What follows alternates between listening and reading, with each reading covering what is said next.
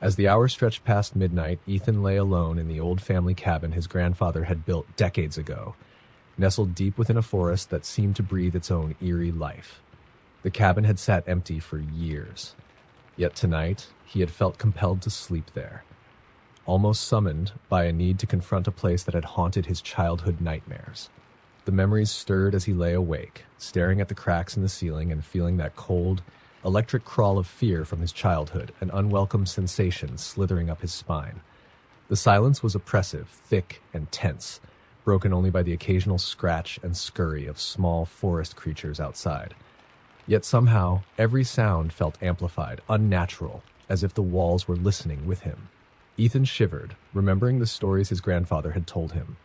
As a boy, he'd sat by the old man's feet, transfixed and terrified, listening to tales of strange, fat, ghostly figures that would drift between the trees, watching the cabin with eyes that gleamed in the dark. But he'd always written it off as nothing more than his grandfather's efforts to keep him inside at night. Tonight, though, something felt different. He couldn't shake the feeling that he was no longer alone, that something unseen and silent was drawing nearer. He was almost grateful when his phone buzzed, shattering the silence. It was a message from his sister, Sarah. "Hey, everything okay out there?" Ethan typed back quickly, forcing a laugh to lighten his mood. Just some creaks and groans. Old cabin sounds, you know? He expected a quick response, but his phone stayed silent. He tried to distract himself, scrolling through old pictures, anything to ground himself in reality. But every time he glanced up, his eyes kept drifting to the window at the far side of the room where shadows danced in the pale moonlight. He told himself it was only the branches swaying in the breeze, yet each time he looked, the shadows seemed more defined, more deliberate. Then, out of the corner of his eye, he saw something move past the window. Just a flicker of motion, so quick he almost doubted it had happened. Heart pounding, he sat up, straining his eyes in the dim light. He waited, barely daring to breathe. Minutes ticked by, nothing moved. But just as he began to relax, he heard a soft knock on the door. It was quiet, almost gentle, but undeniably there. Ethan's skin prickled with dread. Who would be knocking out here in the middle of the night? He didn't know any of the locals, and he hadn't told anyone he was staying here tonight, not even the neighbors. He rose, crossing the room slowly, his feet dragging as if his own body was resisting. He stopped just short of the door, hand hovering over the handle, torn between the urge to look and the primal, suffocating fear that something terrible waited on the other side. The knock came again, louder this time, almost impatient. Ethan swallowed, heart hammering, and called out in a voice he hoped sounded steady. "Hello? Who's there?" Silence. The seconds stretched out, thick with tension, and for a moment he thought that whoever had knocked was gone. But then a faint, raspy whisper seeped through the wood, just barely audible. It sounded like his name. Ethan. He staggered back, breath catching in his throat. He recognized that voice. It was his grandfather's. But that was impossible. His grandfather had passed away 2 years ago, buried miles away from this isolated place. Ethan took a step back, pulse racing, his mind scrambling to make sense of the impossible. Ethan. The whisper came again, followed by a chilling, faint laughter, as if something far darker was hiding behind his grandfather's familiar tone. The laughter faded, replaced by silence so deep it felt suffocating. Ethan backed away, his gaze glued to the door, and then his phone buzzed again. He looked down, grateful for any distraction from the horror outside, but what he saw made his blood run cold. It was another message from Sarah. Just 4 words. "I'm at the door." His mind reeled. Sarah was over 200 miles away, at home with her family. He quickly texted back, fingers trembling. "Stop joking. This isn't funny." The response was instant. "Let me in, Ethan." He froze, eyes darting between the door and the phone. He thought about calling her just to hear her voice, to confirm she was safe at home, but something held him back. Some dark, suffocating instinct told him not to draw any more attention to himself. Suddenly, the knocking started again, harder this time, more insistent, and the whispering returned, louder and more distorted. This time, it wasn't just his grandfather's voice, but a blend of voices, his mother's, his sister's, even his own, twisted and warped, calling his name in a mocking, almost gleeful tone. "Ethan, Ethan, let us in." The voices grew louder, filling the room, echoing off the walls until they became an unholy chorus. He pressed his hands over his ears, but the sound seemed to seep into his very bones, vibrating through his skull. Desperate, he stumbled toward the only window in the room, wrenching it open to breathe, to escape the suffocating sound. As he leaned out, gasping for air, he looked down and saw footprints. They were pressed into the dirt beneath the window, leading from the edge of the forest right up to the cabin. The prints were small, delicate, like a child's, yet somehow wrong. They didn't look quite human. The toes were elongated, almost claw-like, and the longer he stared, the more he realized that they weren't just leading up to the cabin. They were circling it over and over, as if something had been pacing, waiting. A sudden, bone-chilling realization hit him. Whatever was out there wasn't trying to get in. It was waiting for him to come out. With a surge of dread, he slammed the window shut, locking it tight, as the knocking on the door grew into a pounding, rattling the very walls of the cabin. The voices rose to a fever pitch, the mocking laughter twisting into shrieks, pleas, cries that sounded like people he knew, but stripped of all humanity. He backed away, cornered, heart thundering, the walls closing in. The pounding stopped suddenly, replaced by silence so profound it felt as if the world itself had ceased to exist outside those four walls. Then, just as he was about to move, the phone buzzed one last time. Hands shaking, he looked down at the screen, barely daring to read the message that had appeared. Look outside. Against every instinct screaming inside him, Ethan turned to the window, drawn as if by some unseen force. At first, he saw nothing but his own reflection in the glass, pale and wide-eyed with terror. But as his eyes adjusted to the dark, he began to make out shapes, figures standing just beyond the tree line. Their eyes glowed with a cold, malevolent light, fixed on him with a hunger that felt ancient and endless. And then, slowly they began to move, their bodies shifting and flowing, melding with the shadows as they drifted closer and closer to the cabin. He backed away, pressing himself against the far wall, heart pounding so hard it hurt. The last thing he saw before the lights in the cabin flickered out was a face pressed against the window, watching him with eyes that were black, hollow, and endless. A mouth twisted into a hungry, unnatural grin. In the dark, the knocking resumed. The forest trail was familiar to Kara, even by the faint light of a rising moon. She'd spent countless nights walking these paths, her boots crunching on the gravel, her flashlight carving a thin beam through the thick trees. Tonight, she had ventured out alone, hoping to escape the noise of her house, which felt suffocating after the last few weeks. She took her usual path, a winding trail that led to an overlook she loved. Tonight, though, the forest felt different. Shadows seemed thicker, denser, and there was an unusual silence, a lack of the usual sounds of rustling leaves, chirping crickets, and scampering animals. Instead, there was an oppressive quiet, as though the forest itself was holding its breath. As she neared the bend, she caught a flicker of movement from the corner of her eye. She stopped, whipping her flashlight in that direction, but saw only trees. Her heart beat a little faster, but she brushed it off. The mind played tricks in the dark, she reminded herself, and she continued forward. But just a few steps later, she felt it again, a presence lingering at the edge of her vision, something moving just out of sight. She turned again, and for a split second, she could have sworn she saw a face in the darkness, a pale shape watching her from between the trees. Her heart pounded, her pulse quickening. She took a deep breath, trying to steady herself. Just a trick of the light, she told herself. As she walked faster, the presence seemed to keep pace, following her from the shadows, closing in with every step. She was trying to convince herself to turn back when her phone buzzed in her pocket. Startled, she fumbled for it, checking the screen. It was a text from her brother, Nate. "You're not alone." Kara's hands began to tremble as she read the message. She looked around, her flashlight cutting across the empty trail. The wind picked up, rustling the branches, but there was no one else there. Her fingers flew over the screen, texting back quickly. "What do you mean? Are you here?" The response came almost instantly. "No." Kara's stomach twisted as she typed back. "Then how do you know?" For a moment, the screen stayed dark. She walked faster, her steps urgent, eyes darting around the path as she waited. Just as she reached a slight clearing, her phone buzzed again. "I can see you." Her stomach lurched. The message came with a photo attached. She tapped it with a shaky finger, and the image that filled her screen made her blood run cold. It was a picture of her walking along the trail, and in the background, barely visible in the shadows, was a figure. The person was tall, gaunt, with a face so pale it looked almost luminous against the dark. The eyes, though shadowed, had a glint to them, something cold and malicious that pierced through the screen. She stopped in her tracks, heart thundering, whipping her flashlight around wildly. The path behind her was empty. She was completely alone, or so she thought. She felt a strange pull, an icy tingle, and before she could stop herself, she glanced down at her phone again. Another text had come through. She didn't want to open it, didn't want to look, but her fingers betrayed her, tapping the screen. This time, the picture was of the path ahead of her. The figure was closer now, standing directly in her way, waiting. Its head was tilted as if it was looking right at her, even through the phone.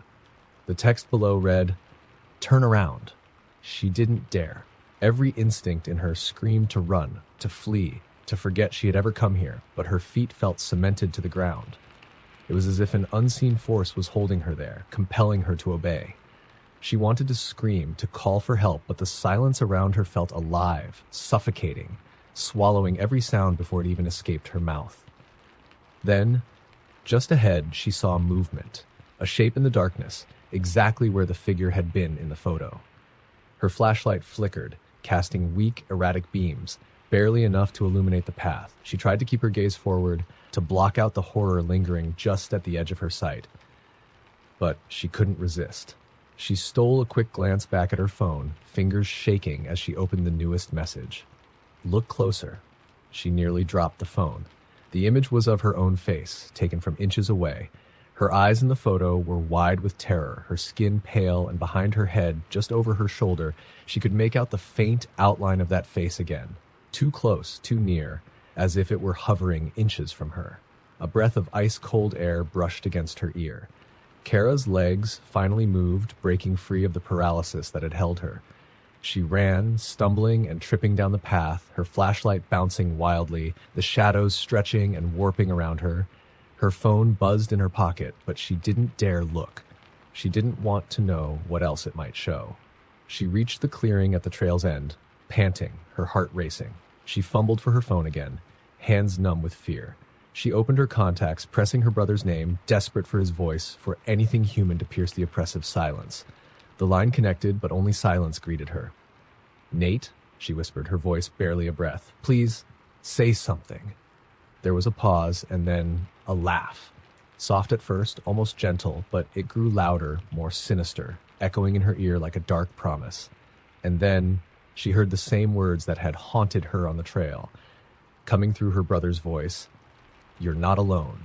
The call ended with a click, leaving her in dead silence. She stared at her phone, breathing heavily, and dared to look up. There, at the edge of the clearing, stood the figure, watching her. It raised one long, thin hand and pointed to the trail behind her. She didn't want to turn, didn't want to see what might be waiting there, but a cold whisper filled her ears, compelling her. "Look, behind you." She turned slowly, heart pounding. The trees seemed to shift, shadows peeling away as her gaze settled on the darkness, and then she saw them. Dozens of figures, pale and still, stood among the trees, watching her with hollow, unblinking eyes. They all had the same face, her brother's face, but twisted, stretched, and warped into an unnatural, grotesque expression of terror. Their mouths hung open, whispering in a chorus that filled the air, a single word that echoed through the silence. "Run." She didn't wait. She bolted from the clearing, racing back down the trail, the whispers following her, relentless, hissing through the trees like a sinister chant. The lights of her cabin finally appeared in the distance, a dim beacon of safety, and she pushed herself harder, lungs burning, legs aching. She could still hear the whispers, feel the eyes on her back, closer now, almost breathing down her neck. As she reached the cabin door, she heard her phone buzz one last time. She knew she shouldn't look, but something compelled her to, her fingers trembling as she lifted it to her face. The message read, "Let us in." With a final, frantic gasp, she flung herself inside, slamming the door, locking it, and collapsing against it. But the whispers didn't stop. They were there, just outside, pressing against the walls, against the windows, a chorus of voices, each sounding more like her brother, more desperate, more hungry. And then came the knocking. It was well past midnight, and Marcus was driving home on a long, desolate stretch of road cutting through miles of open farmland. The highway was lonely and dark, just his headlights illuminating the faded lines on the asphalt and the occasional flicker of old fences on either side. A cold drizzle had started, misting his windshield, and Marcus cranked up the heat, eager to get home to his bed. He had made this drive countless times, but tonight something felt off. It was that prickling feeling at the base of his neck, the same sensation he'd get as a kid when he felt like someone was watching him. He brushed it off, telling himself it was just the isolation of the drive getting to him. Then, out of nowhere, he saw a figure up ahead, standing right at the edge of his headlights. He slammed on the brakes, his car skidding to a stop, tires screeching on the wet pavement. The figure didn't move. It was a woman, drenched from the rain, standing perfectly still on the shoulder of the road. Her head was bowed, long dark hair clinging to her face, and her clothes hung from her body, soaked and dark with rainwater. Marcus's heart was pounding. He rolled down his window just a crack, enough to call out, "Hey, are you okay? Do you need help?" She didn't respond, didn't even look up. She just stood there, unmoving, her arms hanging limply at her sides. Marcus felt a chill crawl up his spine, but he told himself she was probably in shock, maybe stranded or hurt. So against every instinct, he opened his door, stepping out into the rain, and approached her slowly. "Ma'am, are you all right?" he asked, louder this time, forcing his voice to sound calm. The woman lifted her head, her hair parting just enough for him to catch a glimpse of her face in the headlights. Her skin was pale, almost sickly, and her eyes were dark, hollow, with an emptiness that made his stomach twist. She opened her mouth, and in a voice barely above a whisper, she said, "I need a ride, please." He hesitated, every fiber of his being screaming that something was wrong, but he couldn't just leave her there. "Sure," he said finally.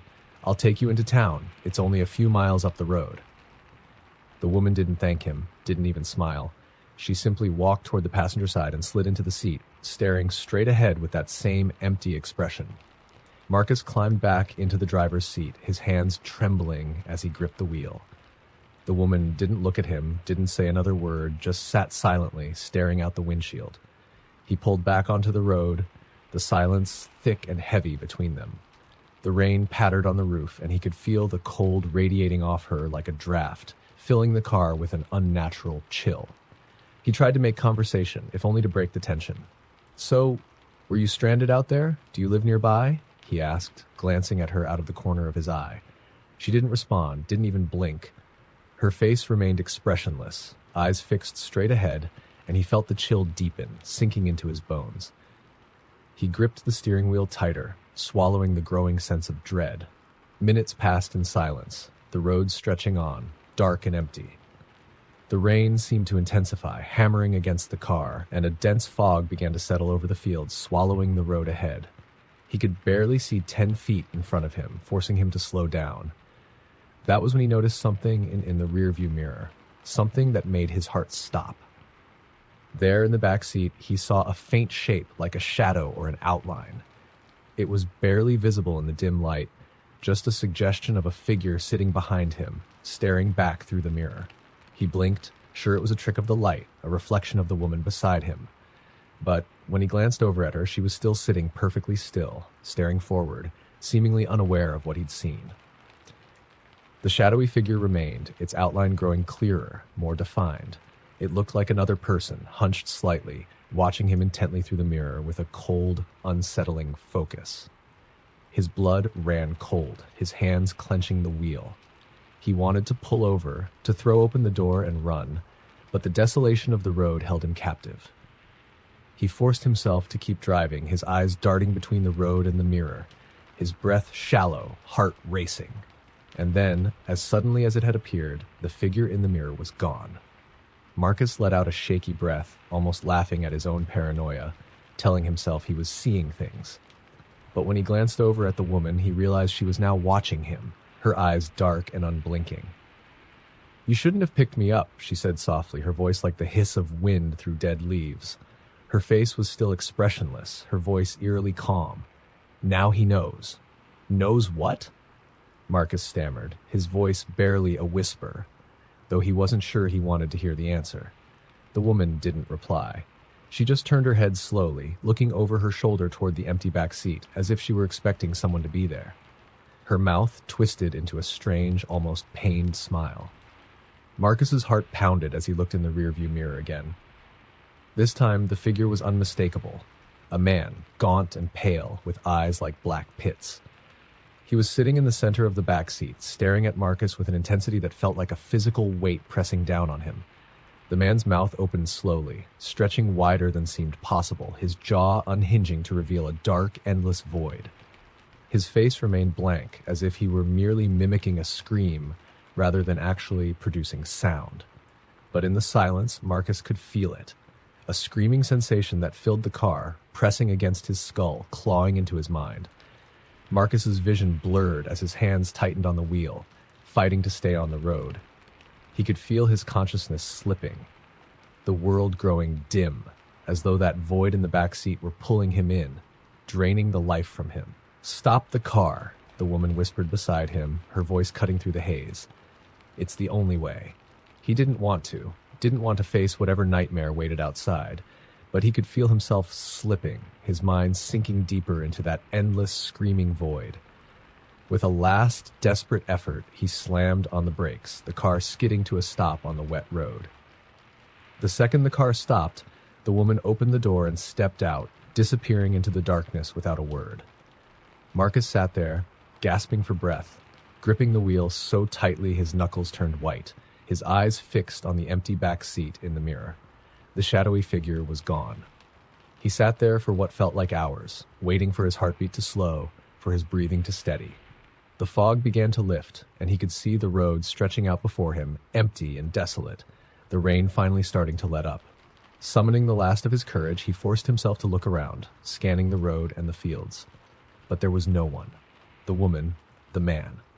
Both had vanished, as if they had never been there. He drove the rest of the way home in silence, his mind reeling, replaying the encounter, trying to convince himself it had been a hallucination brought on by exhaustion. But as he pulled into his driveway, he felt it again, that same cold, oppressive presence he'd felt on the road, clinging to him like a shadow. When he finally climbed out of the car, he glanced at the back seat one last time, half expecting to see those dark, empty eyes staring back at him.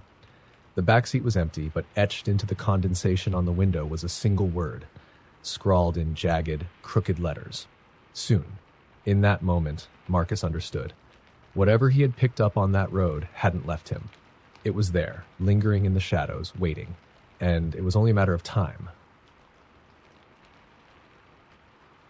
Carly worked late shifts at a small-town diner on the edge of nowhere, the kind of place where regulars nursed stale coffee until closing and the streetlights flickered more often than not. One particular night, as she cleared tables around 2 a.m., she noticed a man in a dark jacket seated at a corner booth. She hadn't seen him come in, and she was sure she'd been alone just a few minutes ago. He was unusual in his stillness, his hands folded on the table, eyes fixed on the laminated menu, but not really reading it. Carly was unsettled, but brushed it off. The diner got its share of strange customers. After a few minutes, she approached him with her usual smile. "What can I get for you?" The man didn't respond right away, didn't even look up. She was about to walk away when he finally spoke, his voice barely above a whisper. "Coffee. Black." His voice was oddly hollow, each word weighed down as if it took great effort. She filled his mug and returned to wiping down the counter, sneaking glances at him. He didn't drink the coffee, didn't touch the cup at all. He just sat, as still as a statue, staring at nothing. The rest of the diner was empty, and an eerie silence filled the air, broken only by the distant hum of the highway outside. She tried herself with little tasks, but every time she looked, the man was still there, unmoving, his shadow seeming darker than it should have been under the diner's dim lights. As she finished up her side work, she glanced over again. This time, his eyes were on her, sharp and unsettling. She felt a shiver run down her spine. "You're waiting for something," he said softly. "What?" Carly asked, her voice faltering. She hadn't expected him to speak, and the suddenness of it made her uneasy. "You're waiting," he repeated, his gaze unblinking. "But it's already here." She stared at him, confused, and forced a laugh to lighten the mood. "Just waiting to clock out, that's all."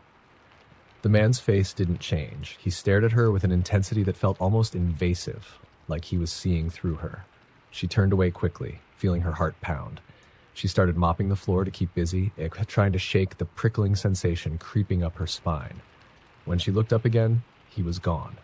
Relieved, she let out a breath and headed to his table to clear his untouched coffee. That's when she noticed something strange on the booth's seat. A wet, dark stain, almost like water but thicker, seeping into the fabric. She touched it, pulling her hand back instantly. It was ice cold, and a smell, faint but foul, hung in the air. It made her think of decay, like something old and rotting. But she told herself it was just a leak, maybe some spilled cleaning solution, and scrubbed the spot until it faded. She locked up, glad to be done for the night, and hurried out to her car. The drive home was quiet, her headlights cutting through the dark, empty road winding through thick woods. She tried to shake off the strange encounter, telling herself he was just a drifter, someone passing through. But as she rounded a bend, something caught her eye. A figure on the side of the road, walking slowly in the shadows. She couldn't see their face, but they wore the same dark jacket as the man from the diner. Carly's heart skipped. She sped up, hoping to put distance between herself and whoever was out there. But a mile down the road, there he was again, walking in that same strange, slow gait, as if he'd somehow gotten ahead of her. His head was lowered, shoulders hunched, his figure barely visible in her headlights. She passed him again, this time at a higher speed, not daring to look directly at him. She told herself it was impossible. She'd driven nearly a mile in a matter of seconds, and there was no way he could have reached this spot before her. She kept her eyes on the road, gripping the wheel tightly, her palms damp with sweat. The road twisted and turned, her surroundings dim and empty. And then, as she rounded another bend, there he was again, standing directly in the middle of the road. She slammed on the brakes, tires screeching as her car skidded to a stop just inches from him. The man's face was illuminated in her headlights, his eyes fixed on her with a cold, unreadable expression. She sat frozen, her hands clenched on the wheel, too terrified to move or even blink. Then, slowly, he walked around to the driver's side of her car, his figure barely visible out of the corner of her eye. She didn't dare look, her breath coming in shallow gasps, her whole body rigid with fear. A faint tapping came at her window. She bit her lip, her eyes fixed straight ahead, refusing to look at him.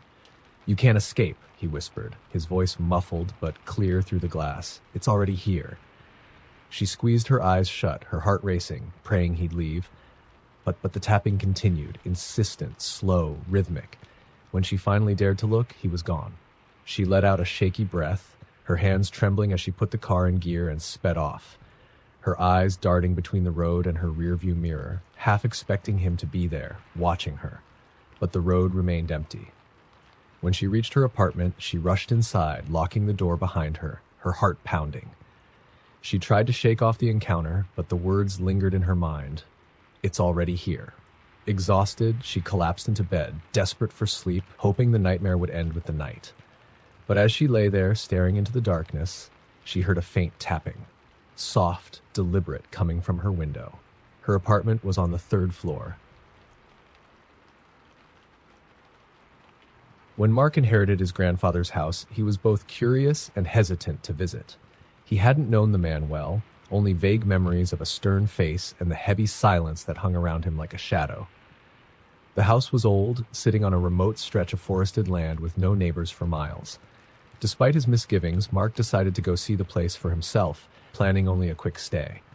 The house was exactly as he'd remembered it. Large, dark, and full of narrow hallways that twisted and turned in disorienting ways. The walls were crowded with old family portraits, their eyes following him as he explored. The furniture, all covered in white sheets, seemed to hunch in the dimness like sleeping figures waiting for something to disturb them. The first night was uneventful, just the usual creaks and groans of an old house settling. But on the second night, something odd happened. Mark was lying in bed, drifting towards sleep, when he heard the faint sound of footsteps coming from the hallway outside his door. They were slow, deliberate, and heavy, as if someone were taking their time. He sat up, heart pounding, listening as they grew louder, then stopped just outside his room. He held his breath, waiting, every nerve on edge. After a long moment, the footsteps resumed, retreating down the hallway and fading into silence. He told himself it was probably just the house settling again. maybe an animal. But deep down, he didn't believe it. Those footsteps had been too deliberate, too human. The next night, he heard them again. This time, they didn't stop outside his door but continued down the hall, echoing faintly in the house's eerie silence. Determined to get some answers, he grabbed a flashlight and stepped into the hallway, his heart racing. He followed the sound down the corridor, through twists and turns he hadn't noticed before. It was as if the house had rearranged itself, leading him deeper into its shadowed heart. Finally, the footsteps stopped in front of a narrow door he didn't remember seeing. The wood was worn and cracked with a heavy iron handle. Curious, Mark reached out and pulled the door open, revealing a steep staircase leading down into darkness. A strange smell wafted up from below, something stale and old, mixed with an unsettling hint of decay. He hesitated, but an unexplainable urge pushed him forward down the stairs. The basement was vast and pitch dark, filled with thick, suffocating air that made it hard to breathe. He swept his flashlight around, revealing stacks of old boxes, broken furniture, and what looked like covered frames leaning against the walls. He approached one of the frames, lifting the sheet carefully, revealing a mirror. As his flashlight flickered over the mirror's surface, he noticed something odd. It didn't reflect the room behind him. Instead, it showed a dark, shadowy hallway that looked nothing like the basement. He leaned closer, squinting at the strange reflection. Then he saw it, a figure standing at the end of the hallway in the mirror. It was tall, with dark clothes and a face obscured by shadows, barely more than an outline. The figure took a step forward, its movements slow and unsettling, like something trying to imitate a human.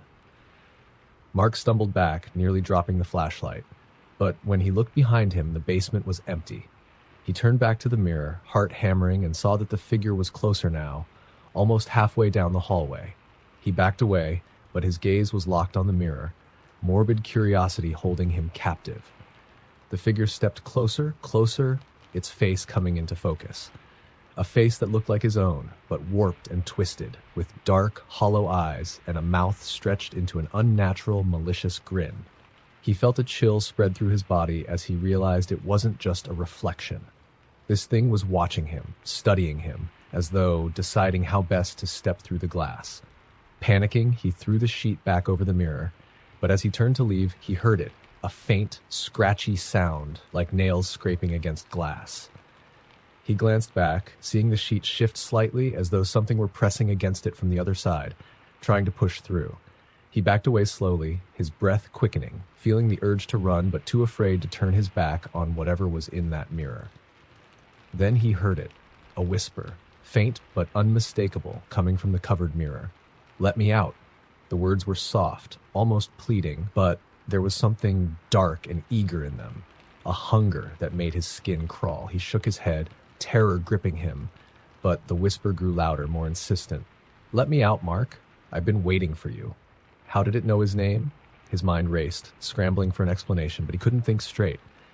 All he knew was that he needed to get out of that basement, away from that voice, away from that thing. He turned and ran, up the stairs and down the twisting hallways, his footsteps echoing through the empty house. He reached his bedroom, slamming the door behind him and collapsing against it, gasping for breath. Silence filled the room, pressing in on him, broken only by the faint sound of footsteps somewhere below. He held his breath, listening as they grew louder, moving up the stairs and into the hallway outside his room. They stopped just outside his door. Mark pressed his ear to the door, heart pounding, and heard it. A faint, scratchy whisper just inches away, as if someone were pressing their mouth against the wood. "Let me in, Mark. You open the door. Let me in." He backed away, eyes wide, his mind racing. He didn't know what to do, didn't know if he could escape. He glanced around the room, feeling trapped, knowing that whatever was outside the door wasn't going to leave. As he stood there paralyzed with fear, he noticed something else. A mirror on the wall, angled just enough to reflect the hallway outside his door. And in that reflection, he saw it, the figure standing just outside, grinning at him through the glass. He turned to the mirror, his gaze locked with the figure's hollow eyes. Its mouth opened slowly, twisting into that same malicious grin, and it raised a hand, pressing it against the glass. "Let me in." He reached for the mirror, almost in a trance, his fingers inches from the surface. But just before he touched it, he snapped back, stumbling away, horrified at how close he'd come to obeying. He grabbed a blanket, covering the mirror, heart pounding as he turned away from it. The whispering outside his door stopped, replaced by silence. He waited, barely daring to breathe, feeling the weight of the quiet pressing down on him. Minutes passed, stretching into hours, and finally, as dawn broke, he dared to look outside. The hallway was empty. The house was still. That morning, he packed his things and left, vowing never to return. But every night since, he hears it, just as he's drifting off to sleep, the faint sound of footsteps outside his door.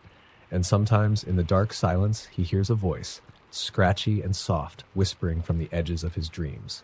"Let me in." Jenna moved into her new apartment with a sense of relief. It was small but cozy, with wide windows that let in plenty of sunlight during the day, a welcome change after a year of cramped spaces and roommates. She was finally on her own, free to settle into her new life. It wasn't until her second week there that she started noticing the closet door. At first, it was just a passing thought, a sense that something wasn't quite right. Each morning when she'd wake up, the door would be open, just a few inches, even though she distinctly remembered closing it before bed. She dismissed it as her own forgetfulness, thinking maybe she was just too tired to remember. But after the third night, she knew something was wrong. She'd started making a habit of double-checking the door before going to sleep, even giving it a little pull to make sure it latched. Yet every morning, without fail, it would be open just a crack. The room was small, and with her bed only a few feet from the closet, the sight of that open door gave her a strange, uneasy feeling. She tried to laugh it off, telling herself it was probably just an old door frame, maybe settling or expanding in the night.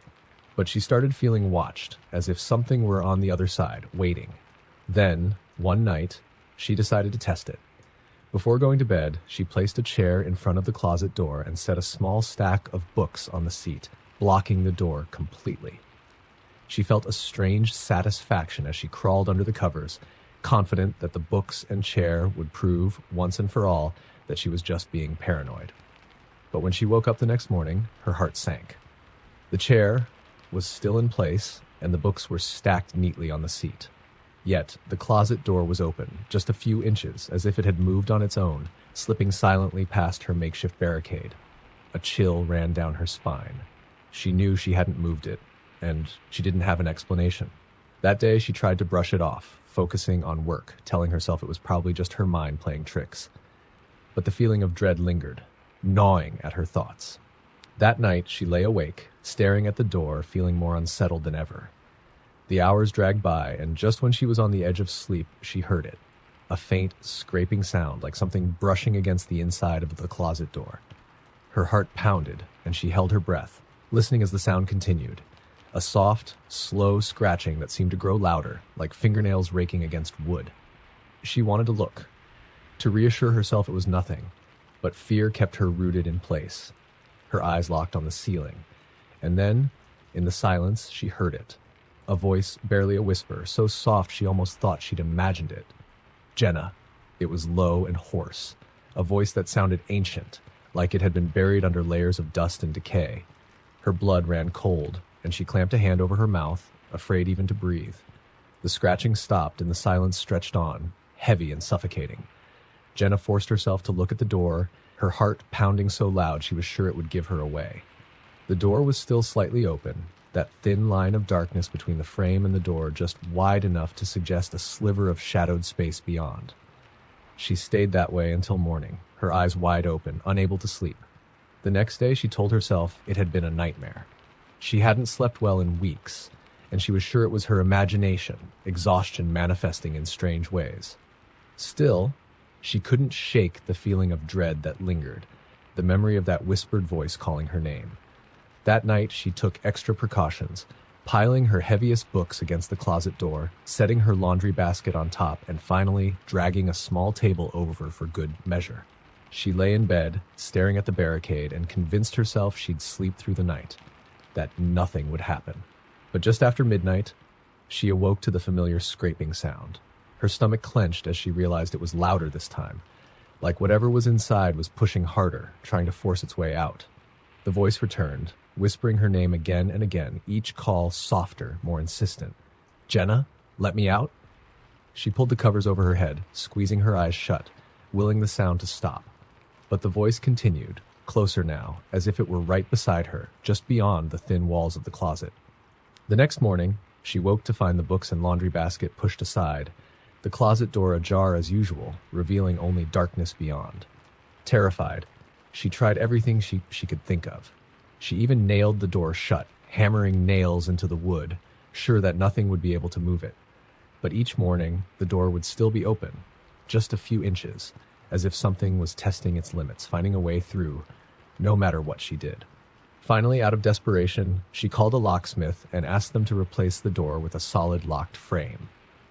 The locksmith, an older man with a kind face, worked quietly, only pausing once to ask, "Have you ever heard of anything strange happening here?" Jenna froze. "What do you mean?" The man shrugged, looking uncomfortable. "I don't mean to worry you. I've worked on this building before, years ago, back when an older woman lived here. She, too, had problems with this closet door, said she couldn't keep it closed no matter what she did. Eventually, she moved out." Jenna felt a chill run down her spine. "What happened to her?" The locksmith looked away, avoiding her gaze. "She passed away not long after, I'm afraid." That night, Jenna went to bed, feeling a strange mix of relief and lingering dread. The new door was solid, locked tight, and she was certain it would finally put an end to whatever was happening. But as the night deepened, she woke to a faint sound. The lock was rattling, as if someone were trying to turn the handle from the inside.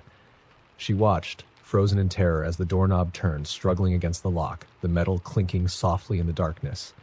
And then she heard the whisper again, clearer this time, like it was right beside her.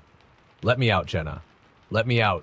The whisper grew louder, filling the room, the words repeating over and over, faster and more desperate. The door rattled violently, the knob turning back and forth, shaking as if something were pounding on the other side, desperate to break free. And then, as suddenly as it had begun, the sound stopped. The room fell silent, the doorknob still, the air thick with a terrible, waiting silence. Jenna sat in bed, paralyzed with fear, too afraid to move or even breathe. In the morning, she found the door slightly ajar, the lock still firmly in place. She packed her bags that day and left, abandoning everything in the apartment. But even now, months later, she can't shake the feeling that something is still watching her, waiting for her to return, whispering her name from the shadows. And in the dead of night, when the world is quiet and dark, she sometimes hears it still, the faint sound of a doorknob rattling somewhere just out of sight, the voice calling to her, "Let me out." Maggie was used to late nights. Her work as a freelance illustrator kept her awake well past midnight, drawing by the dim glow of her desk lamp, her small apartment silent except for the scratch of her pencil. She didn't mind the stillness. If anything, she found it comforting. That changed one particular night in early December. The air outside was bitterly cold, and she could see her breath even indoors. She wrapped herself in a blanket and set her tea on the desk, glancing around her tiny, dimly lit apartment. It was almost midnight, and she'd been working since the evening, absorbed in her project. But something was different that night, an inexplicable feeling that she wasn't alone. She couldn't shake the sensation of eyes on her, like someone was standing just out of sight, watching her every move. She tried to focus on her work, dismissing it as paranoia, but the feeling grew stronger, more insistent. Finally, she looked around her apartment, scanning every corner and shadow, telling herself she'd find nothing. And she didn't, until she glanced at the window. She froze. In the reflection, she saw a figure standing directly behind her, half hidden in shadow. It was tall, with a gaunt frame and long, bony fingers that seemed to stretch toward her back. She spun around, heart racing, but the room was empty, just her desk, her lamp, and the quiet apartment. Her breath caught in her throat, and she slowly turned back to the window. The reflection was still there. The figure hadn't moved, still standing behind her, so close that if it had been real, she would have felt it breathing. But there was nothing, just the reflection. Shivering, she told herself it was just her mind playing tricks. She'd been working too hard, staring at her paper for too long. She closed her eyes, took a deep breath, and looked again. The figure was closer. It now stood directly behind her chair, its face obscured by shadow, but she could feel its gaze boring into her, cold and unrelenting. Her heart hammered. as she watched, paralyzed, her mind racing to make sense of what she was seeing.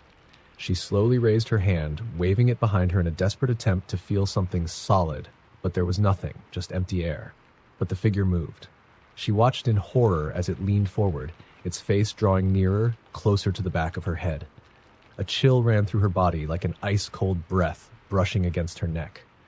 She forced herself to stand, stumbling back from her desk, her chair clattering to the floor. But when she looked around her room, it was still empty. She stared back at the window, terrified of what she'd see. The figure was gone, the reflection back to normal, showing only her frightened face, pale and wide-eyed. She let out a shaky breath, clutching her arms, and told herself she was just tired, exhausted after hours of work. She decided to call it a night, shutting her laptop and turning off her desk lamp. But as she reached for the light switch, her eyes drifted back to the window one last time.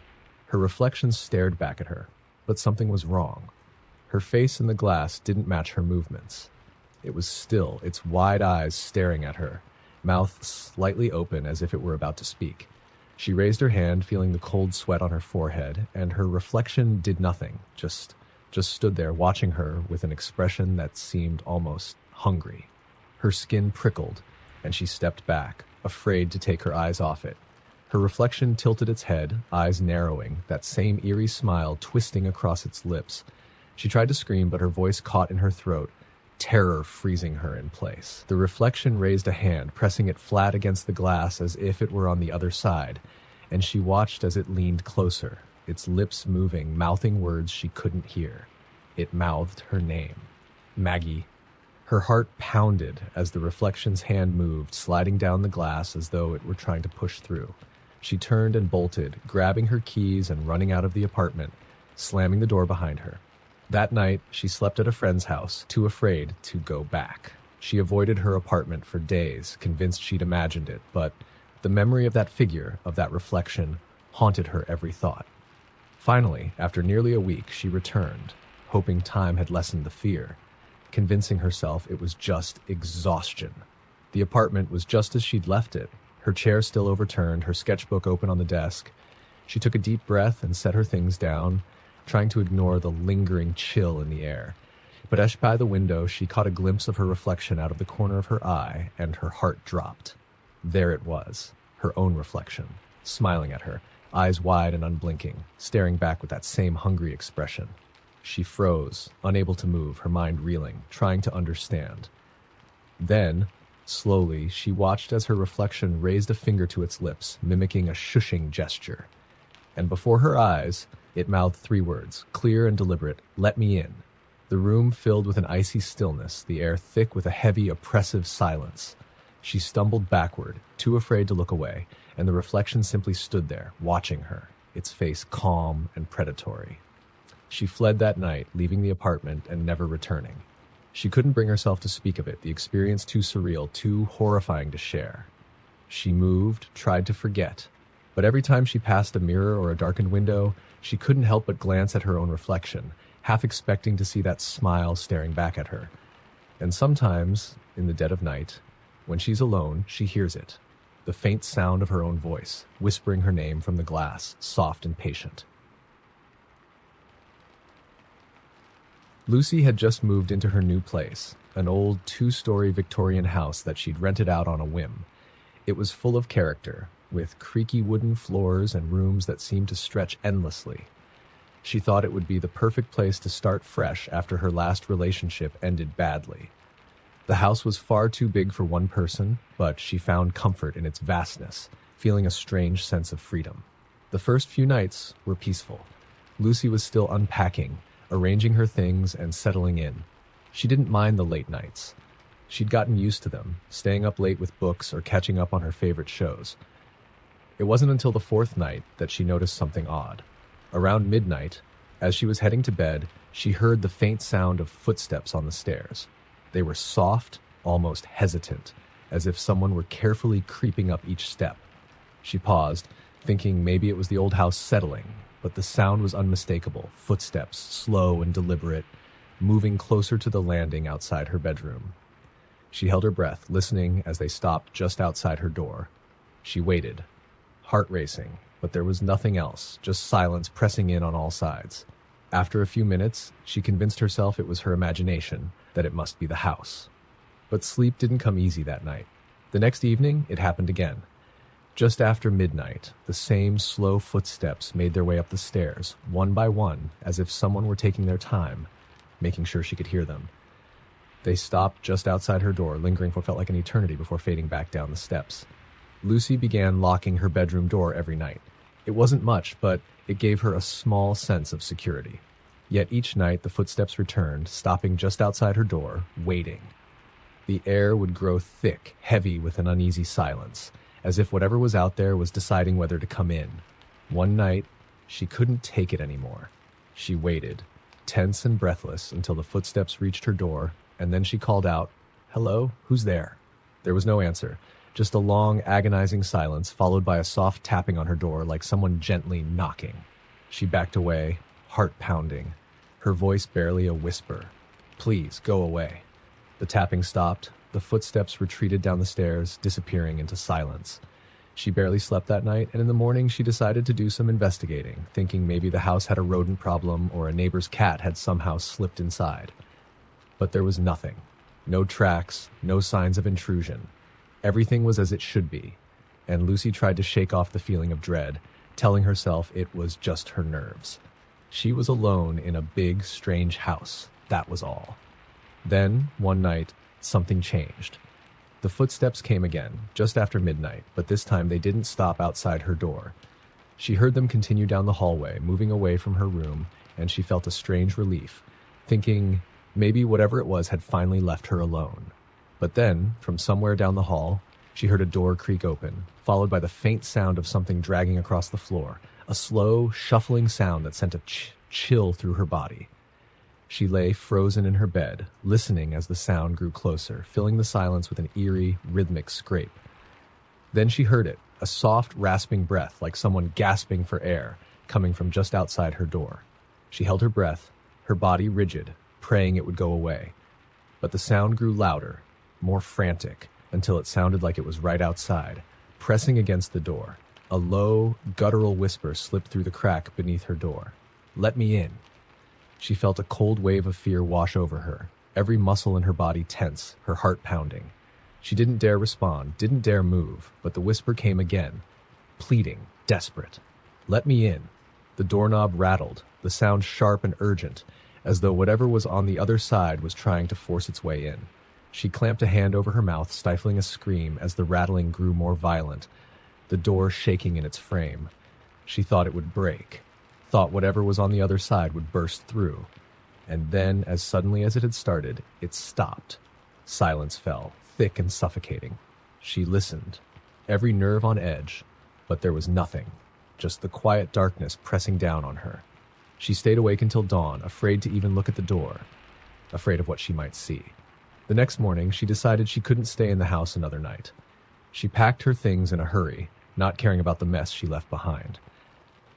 As she turned to leave, she caught sight of the bedroom door.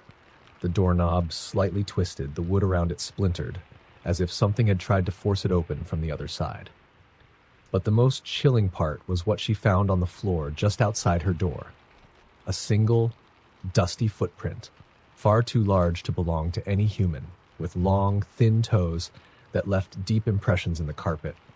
She left that day and never looked back, staying with friends until she found a new place.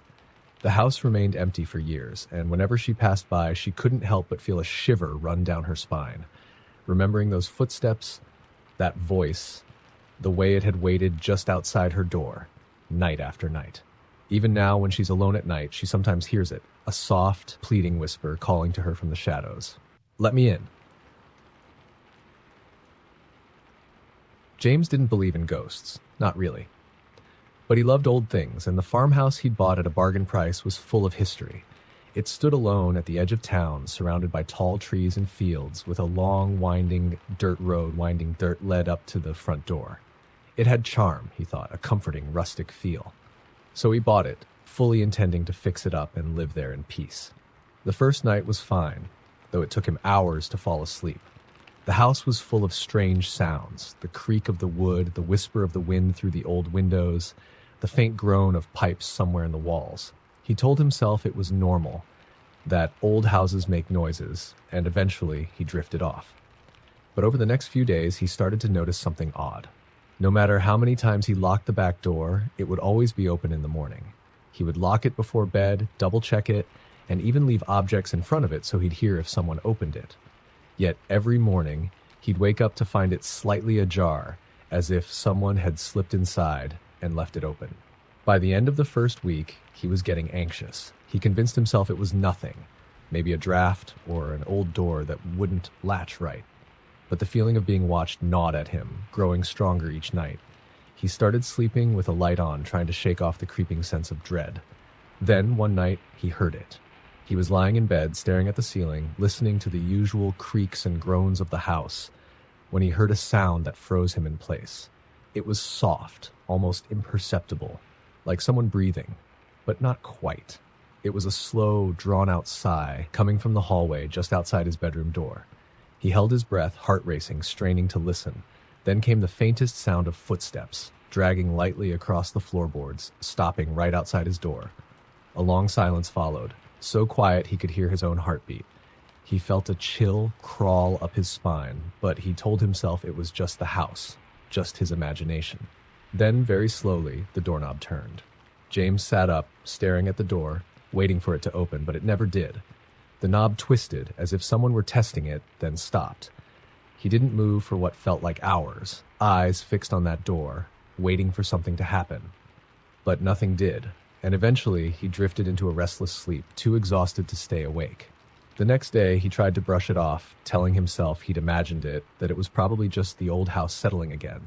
But he couldn't shake the feeling that something was wrong, something he couldn't explain. That night, he went to bed with a growing sense of dread, feeling foolish for being so paranoid. He left the light on again, pulling the blankets up to his chin, his eyes fixed on the door, waiting. It was around midnight when he heard it. The faint sound of footsteps, this time coming from downstairs. They were slow, deliberate, moving from the kitchen toward the stairs. He listened, body tense, as they began climbing the steps one by one, the creak of each board growing louder, closer. Finally, the footsteps reached the top of the stairs and paused, lingering in the hallway. He held his breath, his heart pounding as he listened to the soft, steady breaths coming from the other side of his door. And then, in the silence, he heard a voice. It was faint, barely more than a whisper, but he could make out the words, each one slow and deliberate. James. Let me in. He froze, terror washing over him as he heard the voice again, closer, more insistent. Let me in, James. He lay there, paralyzed, unable to move or respond. The voice grew louder, more desperate, pleading with him to open the door. He clamped his hands over his ears, squeezing his eyes shut, willing it to go away. But the voice continued, filling the room with a strange, unearthly intensity. Then, suddenly, the voice stopped. The silence that followed was thick and suffocating, pressing down on him with a terrible weight. He opened his eyes, cautiously lowering his hands, straining to listen. The doorknob turned again. This time it twisted slowly, the metal scraping softly until the door began to open. He watched, paralyzed with fear, as the door swung inward, revealing only darkness beyond. Something was there, just out of sight, a shadowy figure standing in the doorway, watching him with eyes that glinted in the dim light. It didn't move, just stood there, silent and still, its form almost melting into the shadows. He wanted to scream, to move, to run, but his body felt like it was weighed down, frozen in place by a strange, unnatural force. The figure stepped into the room, the floor creaking beneath its weight, its movements slow and deliberate. And then it spoke. James. The voice was soft, almost mournful, as if it were sad, filled with a terrible longing. The figure moved closer, its face shrouded in darkness, and he felt a cold, icy touch brush against his skin, sending a jolt of fear through his body. He finally found the strength to move, scrambling out of bed and backing away from the figure, his heart pounding.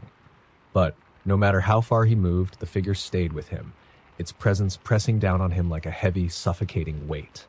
In a last act of desperation, he fled the house, not even bothering to lock the door behind him.